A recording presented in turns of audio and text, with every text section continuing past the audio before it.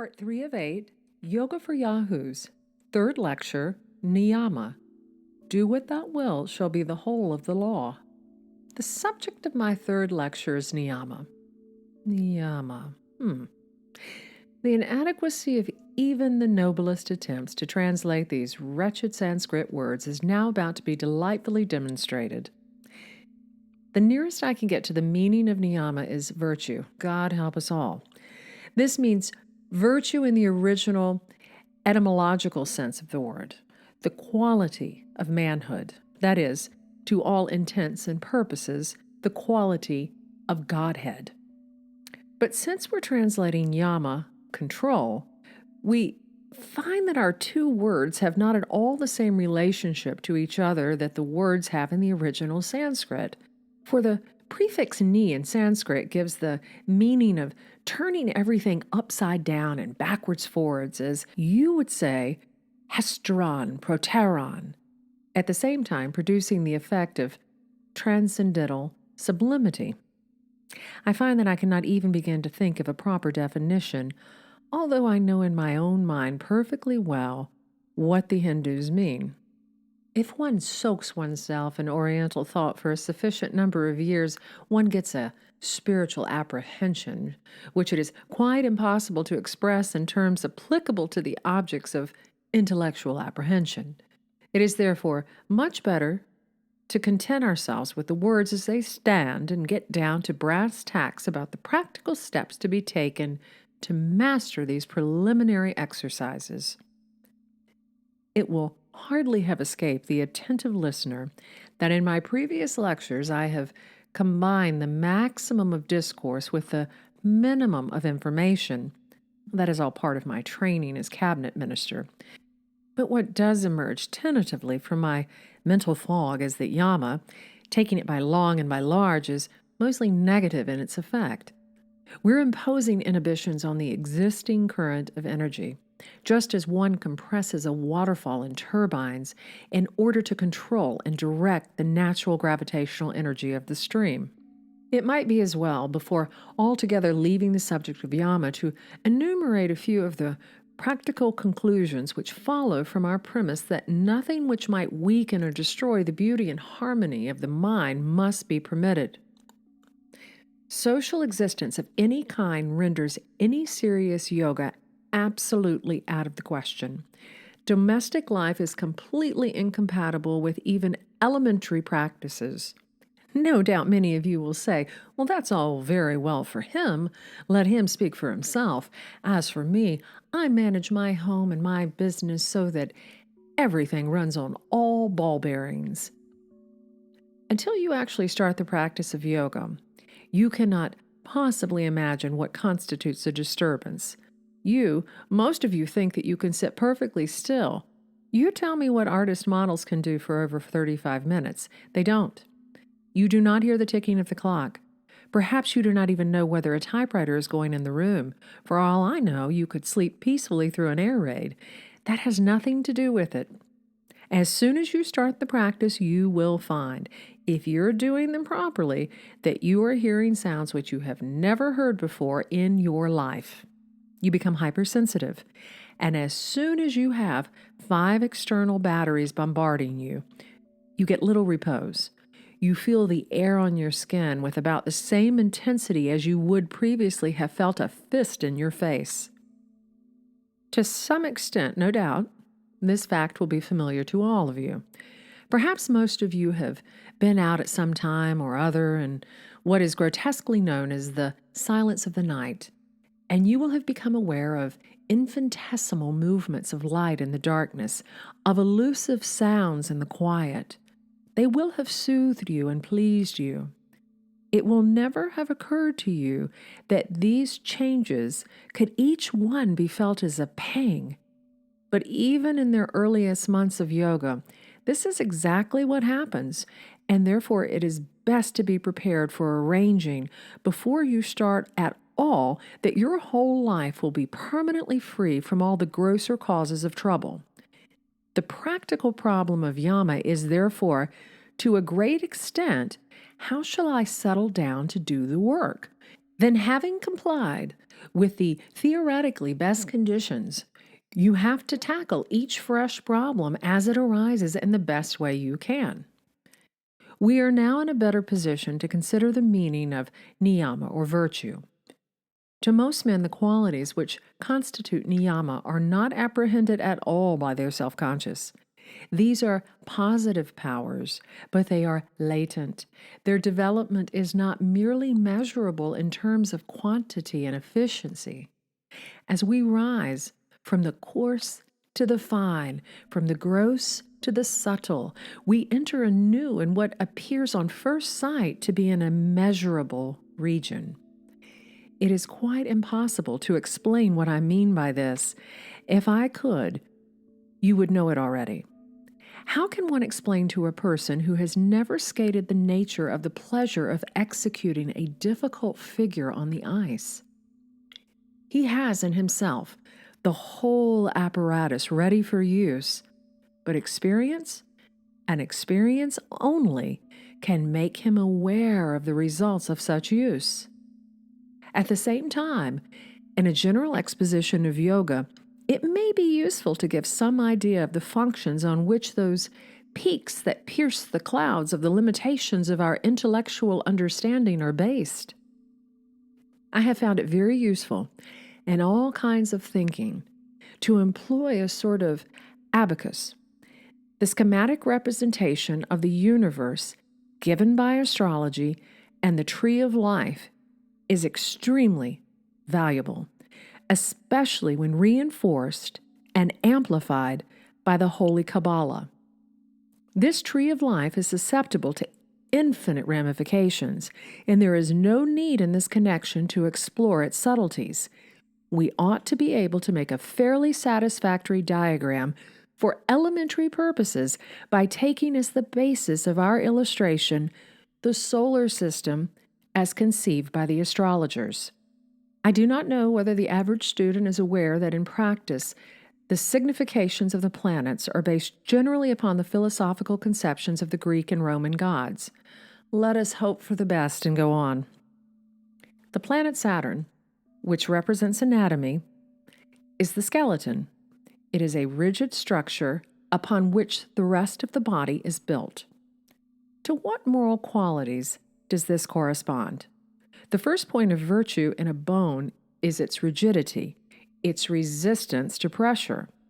And so in Niyama, we find that we need the qualities of absolute simplicity in our regimen. We need insensibility. We need endurance. We need patience. It is impossible for anyone who has not practiced yoga to understand what boredom means. I've known yogis, men even holier than I, who, to escape from the intolerable tedium, would fly for refuge to a bottle party. It is a psychological tedium which becomes the acutest agony. The tension becomes cramp. Nothing else matters but to escape from the self-imposed constraint. But every evil brings its own remedy. Another quality of Saturn is melancholy. Saturn represents the sorrow of the universe. It is the trance of sorrow that has determined one to undertake the task of emancipation. This is the energizing force of law. It is the rigidity of the fact that everything is sorrow which moves one to the task and keeps one on the path. The next planet is Jupiter. This planet is, in many ways, the opposite of Saturn. It represents expansion, as Saturn represents contraction.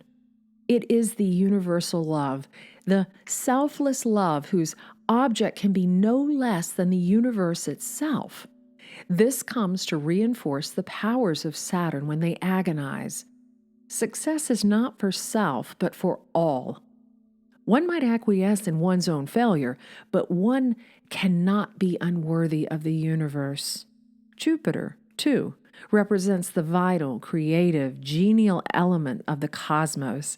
He is Ganymede and Hebe to his cupbearers. There is an immense and inaccessible joy in the great work. And it is the attainment of the trance, of even the intellectual foreshadowing of that trance of joy, which reassures the yogi that his work is worthwhile. Jupiter digests experiences. Jupiter is the lord of the forces of life. Jupiter takes common matter and transmutes it into celestial nourishment. The next planet is Mars. Mars represents the muscular system. It is the lowest form of energy, and in Niyama it is to be taken quite literally as the virtue which enables one to contend with and to conquer the physical difficulties of the work. The practical point is this: the little more and how much it is, the little less and what worlds away. No matter how long you keep water at 99 degrees centigrade under normal barometric pressure, it will not boil. I shall probably be accused of advertising some kind of motor spirit and talking about the little extra something that the others haven't got, but I assure you that I'm not being paid for it. Let us take the example of pranayama, a subject with which I hope to deal in a subsequent lucubration. Let us suppose that you're managing your breath so that your cycle, breathing in, holding, and breathing out, lasts exactly a minute. Well, that's pretty good work for most people, but it may be or may not be good enough to get you going. No one can tell you until you've tried long enough, and no one can tell you how long enough may be, whether that is going to ring the bell. It may be that if you increase your 60 seconds to 64, the phenomena would begin immediately. That sounds right, but as you have nearly burst your lungs doing the 60, you want this added energy to make the grade. That is only one example of the difficulty which arises with every practice. Mars, moreover, is the flaming energy of passion. It is the male quality in its lowest sense. It is the courage which goes berserk, and I do not mind telling you that, in my own case at least, one of the inhibitions which I had most frequently to contend was the fear that I was going to go mad.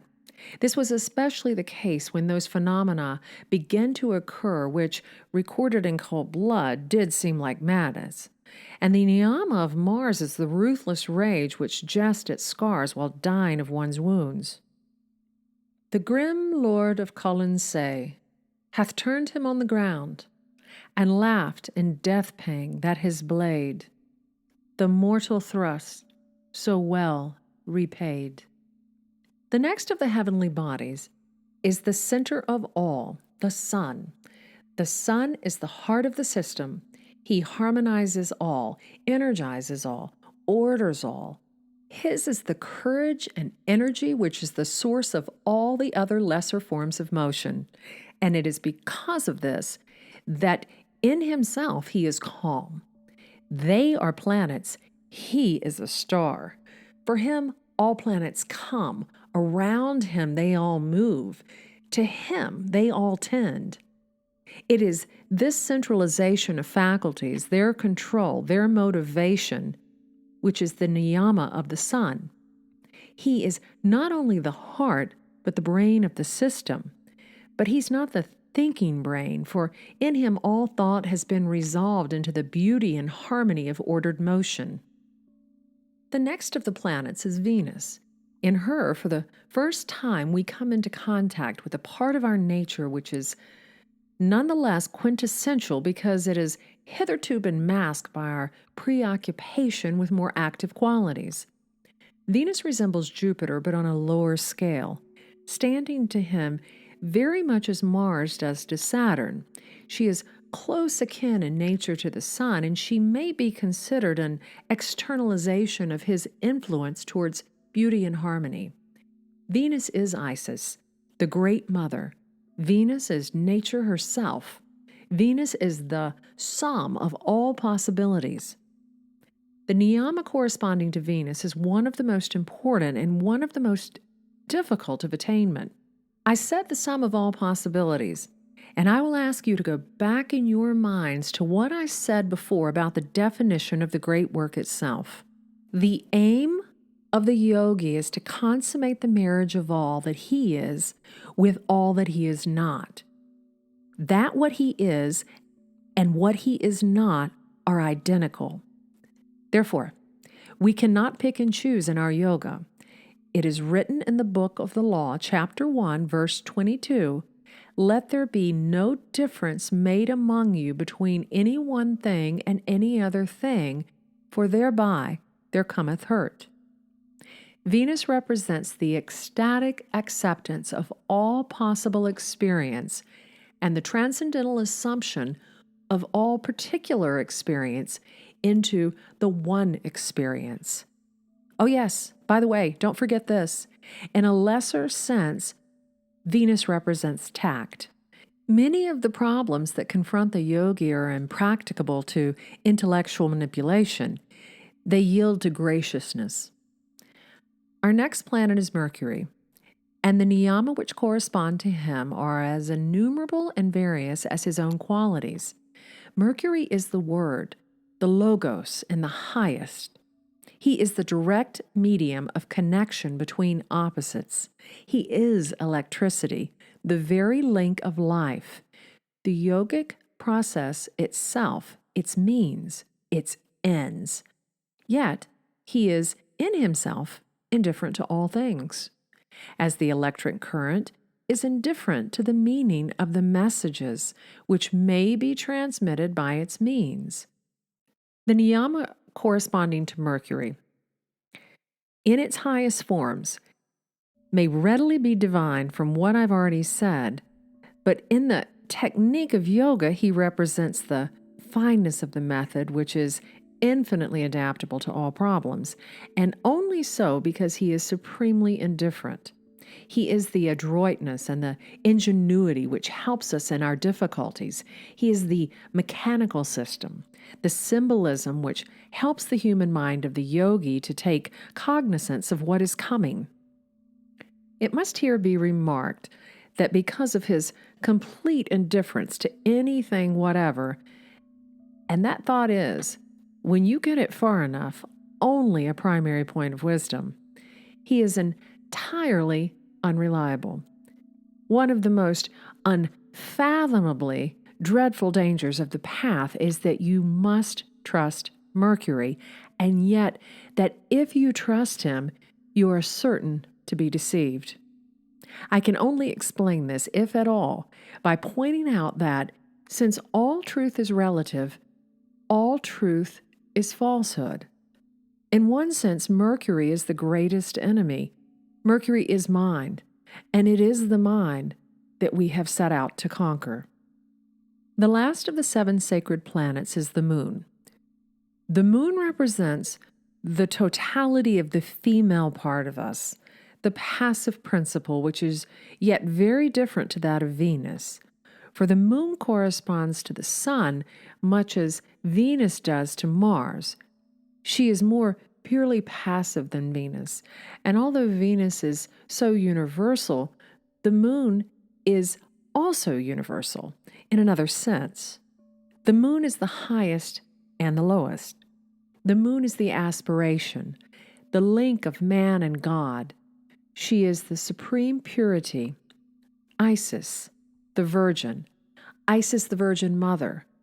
But she comes right down at the other end of the scale to be a symbol of the senses themselves, the mere instrument of the registration of phenomena, incapable of discrimination, incapable of choice.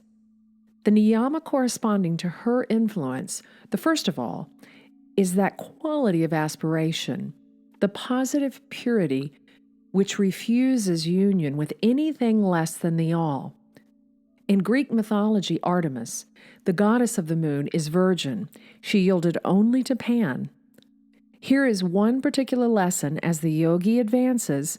Magic powers, siddhi the teachers call them, are offered to the aspirant if he accepts the least of these, or the greatest. He is lost. At the other end of the scale of the Niyama of the moon are the fantastic developments of sensibility which harass the yogi. These are all help and encouragement. These are all intolerable hindrances. These are the greatest of the obstacles which confront the human being, trained as he is by centuries of evolution to receive his whole consciousness through the senses alone. And they hit us hardest because they interfere directly with the technique of our work. We are constantly gaining new powers, despite ourselves. And every time this happens, we have to invent a new method for bringing their malice to naught. But as before, the remedy is of the same stuff as the disease. It is the unswerving purity of aspiration that enables us to surmount all these difficulties. The moon is the sheet anchor of our work. It is the knowledge and conversation of the holy guardian angel that enables us to overcome at all times and in all manners as the need of the moment may be. There are 2 other planets not counted as among the sacred 7. I will not say that they were known to the ancients and deliberately concealed, though much in their writings suggests that this may be the case. I refer to the planet Herschel or Uranus and Neptune. Whatever may have been the knowledge of the ancients, it is at least certain that they left gaps in their system which were exactly filled by these 2 planets and the newly discovered Pluto. They fill these gaps just as the newly discovered chemical elements discovered in the last 50 years fill the gaps in Mendeljeeff's table of the periodic law. Herschel represents the highest form of the true will, and it seems natural and right that this should not rank with the 7 sacred planets, because the true will is the sphere which transcends them. Every man and every woman is a star. Herschel defines the orbit of the star, your star. But Herschel is dynamic. Herschel is explosive. Herschel, astrologically speaking, does not move in an orbit. He has his own path. So the Niyama which corresponds to this planet is, first and last, the discovery of the true will. This knowledge is secret and most sacred. Each of you must incorporate for yourself the incidence and quality of Herschel. It is the most important of the task of the yogi, because until he has achieved it, he can have no idea who he is or where he is going. Still more remote and tenuous is the influence of Neptune. Here we have a niyama of infinite delicacy, a spiritual intuition far, far removed from any human quality whatever. Here, all is fantasy, and in this world are infinite pleasure, infinite perils. The true niyama of Neptune is the imaginative faculty, the shadowing forth of the nature of the illimitable light. He has another function, the yogi who understands the influence of Neptune and is attuned to Neptune will have a sense of humor, which is the greatest safeguard for the yogi. Neptune is, so to speak, in the front line. He has got to adapt himself to difficulties and tribulations. And when the recruit asks, "What made that all?" he has got to say, unsmiling, "Mice." Pluto is the utmost sentinel of all. Of him, it is not wise to speak. Having now given vent to this sibylline, obscure, and sinister utterance, it may well be asked by the greatly daring, why is it not wise to speak of Pluto? The answer is profound. It is because nothing at all is known about him. Anyhow, it hardly matters. We have surely had enough of Niyama for one evening. It is now proper to sum up briefly what we have learned about Yama and Niyama. They are, in a sense, the moral, logical preliminaries of the technique of yoga proper. They are the strategical as opposed to the tactical disposition which must be made by the aspirant before he attempts anything more serious than the 5-finger exercises, as we may call them, the recruit's drill of postures, breathing exercises, and concentration which the shallow confidently suppose to constitute this great science and art. We have seen that it is presumptuous and impractical to lay down definite rules as to what we are to do. What does concern us is so to arrange matters that we are free to do anything that may become necessary or expedient, allowing for that development of supernormal powers, which enables us to carry out our plans as they form in the mutable bioscope of events. If anyone comes to me for a rough and ready practical plan, I say, well, if you must stay in England, you may be able to bring it off with a bit of luck in an isolated cottage, remote from roads, if you have the services of an attendant already well trained to deal with the emergencies that are likely to arise.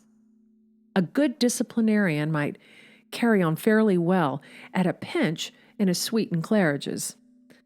But against this, it may be urged that one has to reckon with unseen forces. The most impossible things begin to happen when once you get going. It's not really satisfactory to start serious yoga unless you're in a country where the climate is reliable and where the air is not polluted by the stench of civilization. It is extremely important, above all things important, unless one is an exceedingly rich man, to find a country where the inhabitants understand the yogan mode of life, where they are sympathetic with its practice, treat the aspirant with respect, and unobtrusively assist and protect him. In such circumstances, the exigency of yama and niyama is not so serious a stress. There is, too, something beyond all these practical details which it is hard to emphasize without making just those mysterious assumptions which we have from the first resolved to avoid. All I can say is that I'm very sorry, but this particular fact is going to hit you in the face before you've started very long, and I do not see why we should bother about the mysterious assumptions underlying the acceptance of the fact any more than in the case of what is, after all, equally mysterious and unfathomable, any object of any of the senses. The fact is this, that one acquires a feeling, a quite irrational feeling, that a given place or a given method is right or wrong for its purpose. The intimation is as assured as that of the swordsman when he picks up an untried weapon. Either it comes up sweet to the hand or it does not. You cannot explain it, and you cannot argue it away. I have treated yama and niyama at great length because their importance has been greatly underrated, and their nature completely misunderstood. They are definitely magical practices with hardly a tinge of mystical flavor. The advantage to us here is that we can very usefully exercise and develop ourselves in this way in this country where the technique of yoga is for all practical purposes impossible. Incidentally, one's real country, that is, the conditions in which one happens to be born, is the only one in which yama and niyama can be practiced. You cannot dodge your karma. You've got to earn the right to devote yourself to yoga proper by arranging for that devotion to be a necessary stage in the fulfillment of your true will. In Hindustan, one is not allowed to become sannyasi, a recluse, until one has fulfilled one's duty to one's own environment, rendered to Caesar the things which are Caesar's before rendering to God the things which are God's. Woe to that 7 months abortion who thinks to take advantage of the accidents of birth and, mocking the call of duty, sneaks off to stare at a blank wall in China. Yama and niyama are only the more critical stages of yoga because they cannot be translated in terms of a schoolboy curriculum, nor can schoolboy tricks adequately excuse the aspirant from the duties of manhood. Do what thou wilt shall be the whole of the law. Rejoice, true men, that this is thus, for this at least may be said, that there are results to be obtained in this way which will not only fit the aspirant for the actual battle, but will introduce him to class of hitherto unguessed phenomena, whose impact will prepare his mind for that terrific shock of its own complete overthrow which marks the first critical result of the practices of yoga. Love is the law, love under will.